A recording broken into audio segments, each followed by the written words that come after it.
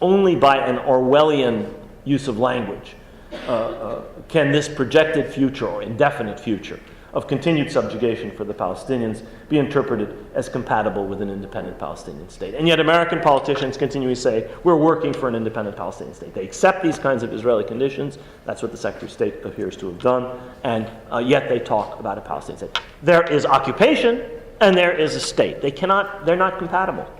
And yet this is what apparently the Secretary of State has accepted.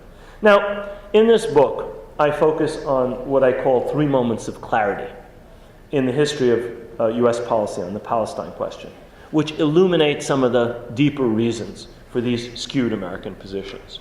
The first came in the summer of 1982, when it appeared, at the end of the summer of 1982, when it appeared as if, at least to some people in Washington, as if there might be an opportunity to implement the Palestinian autonomy provisions of the 1978 Camp David Accords. These provisions had been stillborn. They never had been implemented. They never came into effect because at the Camp David summit of 1978, with Presidents Jimmy Carter and Anwar Sadat, Israeli Prime Minister Begin had insisted that the maximum the Palestinians could aspire to was what he called autonomy. And the final accords reflected Begin's insistence. I quote papers from the Israel State Archives in the book, which are in fact Begin's notes for Camp David, in which he lays down what he's willing to give the Palestinians. And the accords reflect this. The final accords deny the Palestinians any form of self-determination. They deny the Palestinians control over security, or over land, or over water, or any kind of limitations on Israeli settlement expansion. In other words, Begin refused to allow the Palestinians anything worthy of the name of autonomy. This is yet another example of Orwellian language. I'm going to give you autonomy, but I'm not going to give you any control over anything. What does that mean? What does the word mean if you don't control security, if you don't control land, if you don't control water, if you can't stop the alien colonization of your land, the theft of your property? It means nothing. It's meaningless language, and that's what the Camp David Accords embodied. As a result of this, nothing came of the autonomy provisions of the Camp David Accords, and the Palestine issue festered for several years, even as Israel signed a peace treaty with Egypt, which is still in force, and withdrew from the entire Sinai Peninsula between Camp David, 1978, and 1982. In 1982, after the forced evacuation of the PLO from Beirut, the Reagan administration perceived an opportunity to revive the autonomy provisions of the Camp David Accords, and in consequence, the president gave a primetime speech about what came to be called the Reagan Plan on September 1st, 1982. Now, one of my students actually found this and many other documents, one of my PhD students. He discovered a recently declassified confidential CIA memo, which was produced a few days before President Reagan's speech. And in it, this unnamed analyst, I actually think I know who he was, made a prediction about the president's plan, which would have essentially tried to slightly modify the provisions of Camp David to make them slightly more favorable to the Palestinians. And the analyst said that this attempt by the president would be met by Begin's absolute refusal to budge from his own hardline position. And he stated in this memo, and I'm now quoting this unnamed CIA analyst in a confidential memo. I'm quoting what he said. In Begin's view, the agreements, the Camp David agreements, guarantee that under no condition can a Palestinian state be created. In practice, Begin effectively ruled out any exercise of Palestinian self-determination except one that continued Israel's preeminent position in the West Bank.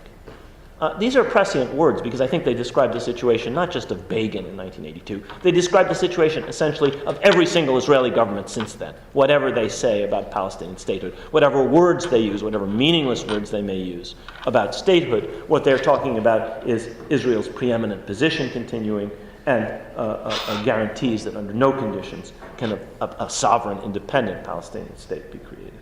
The memo, of course, was correct about Begin's position. He did not bend. Reagan is the one who ended up bending. The great apostle of American firmness backed down, and nothing was ever heard of the Reagan plan from that point on. In backing down, President Reagan failed to go beyond the restrictive, narrow Israeli stand on what could be allowed to the Palestinians. In doing this, Reagan was just like 5 of the past 6 American presidents, up to and including President Obama, who I gather was just in town today, who also tried, 5 of the past 6, also tried to modify this hardline stand, which originates with Begin and it's continued down to this day. And all of them have failed. The only one who never even tried was George W. Bush, by the way. So that's the first set of events. That's the first moment of clarity in my analysis, and it's the first full chapter in the book. The second of these moments of clarity occurred during the bilateral negotiations between Israel and a Palestinian delegation that took place in Madrid and then mainly in Washington from October 1991, following the peace conference, and until June of 1993. The confidential Palestinian documents that were produced in Madrid and Washington, documents which I had access to as an advisor to this Palestinian delegation, some of which I was responsible with fellow advisors for producing, and which I use in the book and which are available online from the Institute for Palestine Studies website. If you go on the website, you can find them. These documents, Palestinian documents, Israeli documents, transcripts of meetings with American diplomats, transcripts of negotiations with the Israelis.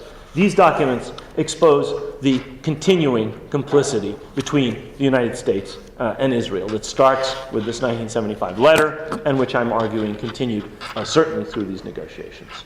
These documents also expose the timidity, some people would say cowardice, I use the word timidity, of U.S. diplomats in refusing to go beyond what they believed, in many cases mistakenly, were Israeli red lines. If this is all that Israel would tolerate, then that's all we can say, in other words. And sometimes they were wrong about that.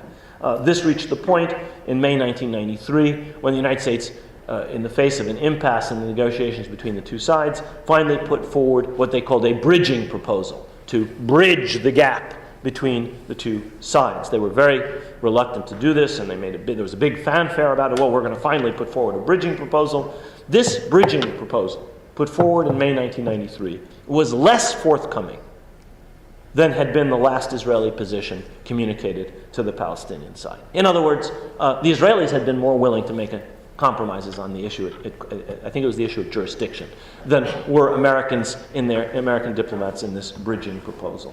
This kind of timidity has been a continuing feature of U.S.-mediated talks up to the present, up to Secretary Kerry's efforts. The documents that were leaked to Al Jazeera and to The Guardian over a decade of negotiation, for example, revealed that in the 2006 negotiations between Palestinian and Israeli negotiators, American mediators similarly were less forthcoming than had been the Israelis. There's a Palestinian memo in which they say, but the Israelis offered us more than the Americans are suggesting is the limit of what we can get. The Israelis, in other words, were more willing to offer a compromise than the United States. In other words, the Americans were more Israeli than the Israelis themselves in these instances. Now, another striking feature that emerged in this 1991 to 93 period that I talk about during my discussion of what I call the second moment was the remarkable continuity over a series of Israeli governments in the restrictive Israeli position on what could be allowed to the Palestinians. In essence, this position remained unchanged from the days of Begin to the days of Rabin, through the government of Shamir, and up to the days of Prime Minister Rabin. Now, this was the case in spite of the fact that Prime Minister Rabin carried out a major shift in Israeli policy. He accepted to negotiate directly with the PLO, he accepted to recognize the PLO as the representative of the Palestinian people, and he accepted to allow the PLO leadership and a large body of PLO cadres to return to the occupied territories. These were enormous shifts in Israeli policy. You may remember Prime Minister Golda Meir saying there's no such thing as the Palestinian people. Rabin completely reversed this approach, saying yes, of course there is, and the PLO represent them. Notwithstanding these shifts, the core position of his government, and in my view of all subsequent Israeli governments, on what can be allowed to the Palestinians has not changed fundamentally. All Israeli governments since Begin have opposed real Palestinian independence and sovereignty by refusing to end Israel's effective control over and its colonization of much or most of the West Bank and East Jerusalem.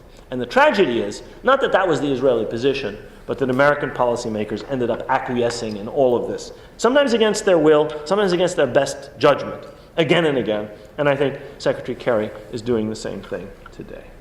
Now, that was the second moment. I'm going to say the least about the third moment, which emerged during the last couple of years of President Obama's first term. It's recent. It's probably familiar to most of you. I'm sure you follow what our president has been doing on this issue. Over this period, the first few years of his first term, the president faced relentless pressure on the Palestine issue from Israeli Prime Minister from Israeli Prime Minister Netanyahu. Freudian slip there. After he came into office, you may recall, the president called for an Israeli settlement freeze. He called for the 1967 lines, the June 5th, 1967 lines, as the basis for future borders between two states, and he called for the rapid creation of an independent, viable, and contiguous Palestinian state. Now, these are not new policies. Obama was not the first person to enunciate them. They had previously been followed by previous administrations. However, as you will all remember, under intense pressure from the Israeli Prime Minister, acting in close concert with the Republican leadership in Congress, you will remember the 36 standing ovations that Netanyahu got before a joint session of Congress. They were like jacks in the box, jumping up and down to give him a standing ovation, more than the president could ever get, by the way, in front of a joint session of Congress. Acting in concert with the Republican leadership in Congress and with the Israel lobby, the president, Netanyahu, managed to force the president into humiliating retreats from all of these positions. Even when Obama ordered Kerry to begin these negotiations, they did not begin on the starting point that Obama wanted. They started from where Netanyahu wanted. No discussion of what lines, no settlement freeze, no indication of how quickly a Palestinian state should be established. Now, I argue in this book that these three moments of clarity illuminate policies that are thoroughly obscured in American public discourse, in the New York Times, on cable television, certainly in American political discourse, by what I would call corrupt and deceitful language. For decades, a mantra about a so-called peace process has obscured a reality. And this reality is that this process that the United States was championing was not, in fact, directed at achieving peace on the basis of equality between Palestinians and Israelis. Instead of trying to achieve peace on a basis of equality between these two peoples, the process was driven by domestic pressures favoring Israel and was aimed mainly at pressuring the Palestinians, the weaker party, to conform to the objectives of the stronger party. What were these objectives? Almost every Israeli government since 1977 has been, in my view, aiming at pretty much the same thing. Preventing the Palestinians from achieving real self-determination and independent sovereign statehood, and maintaining Israel's permanent effective control of Jerusalem and as much as possible of the West Bank. I have to say, and I talk about this in this book, and I talked about it more in an earlier book called The Iron Cage, that the Palestinian leadership made what I view as a historic mistake in accepting the Oslo Accords, which were a deal that was carefully crafted by Israel to fit this bottom line of Israeli effective control, continued settlement, and no option of an independent sovereign Palestinian state. The Palestinian leadership was, in my view, mistaken, perhaps even foolish, in thinking that this would be a temporary arrangement. It's lasted now for 20 years, in fact, more than 20 years. And it is the basis of the status quo that I suggest is likely to continue into the indefinite future. This is a one-state status quo, by the way, and I can talk about this in answer to questions. People say, one state or two state. You're going to have the state that you have now. And that is, in fact, there is one state between the river and the sea, and that's the state of Israel. There's one sovereign authority, and there's going to be for the foreseeable future, certainly as long as the Israeli government keeps these policies and the American government supports it.